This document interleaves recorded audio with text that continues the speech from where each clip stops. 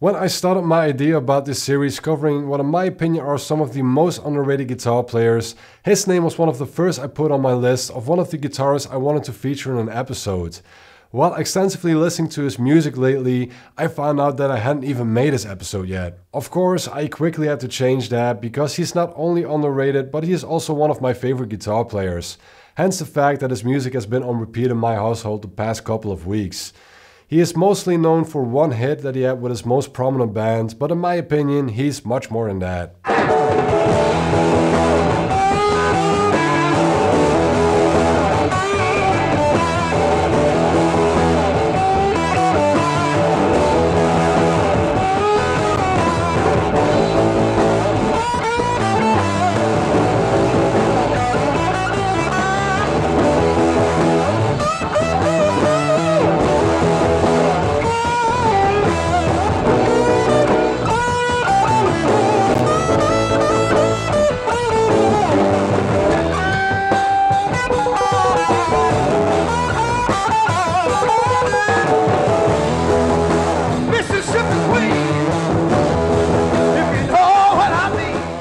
Most of you will probably recognize the song Mississippi Queen, but not enough people are familiar with Leslie West.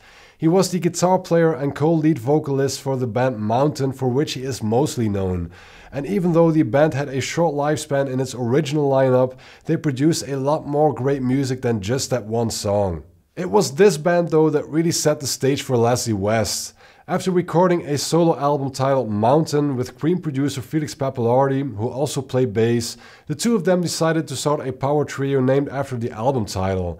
People started referring to them as the American Cream. And although there were similarities, Mountain was a different beast altogether, mainly due to West. His singing and guitar work were much heavier than anything else back then, even inspiring Black Sabbath, who opened for Mountain on their first American tour. But for Mountain, it all began at their third gig, which was at Woodstock.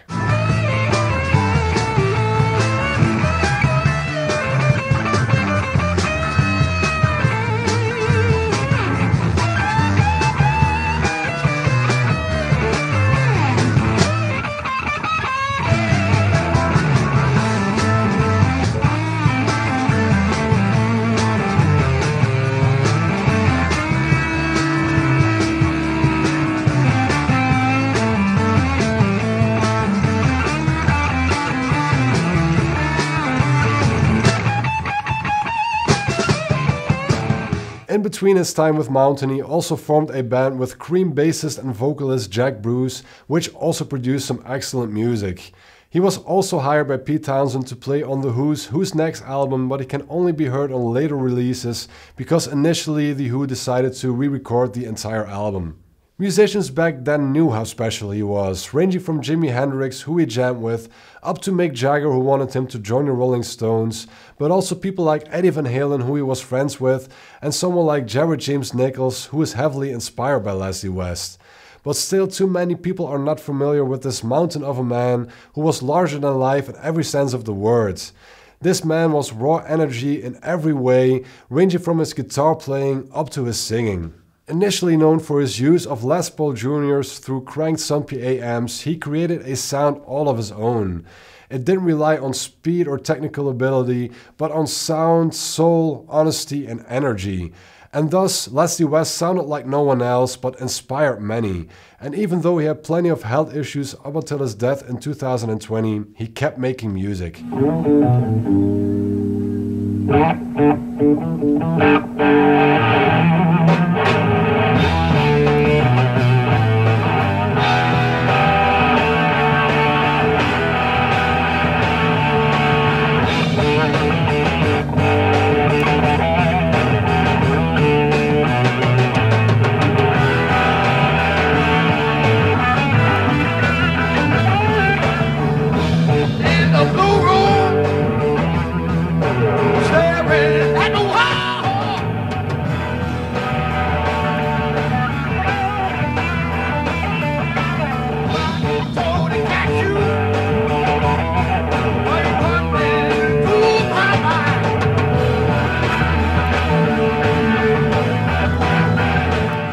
I prefer his earlier work from the late 60s to the late 70s. He kept recording music and managed to deliver albums that were well received up until the 2010s, where he leaned into more of a heavy style of rock than what he was known for in his heyday. If you're not familiar with the man and his music, go check out the music he made with Mountain, with Jack Bruce, with the Leslie West Band, and as a solo artist.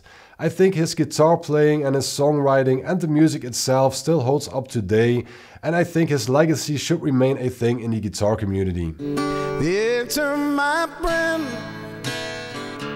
blown in the wind. Enter is blowing in the wind. The enter my friend is blown in the wind.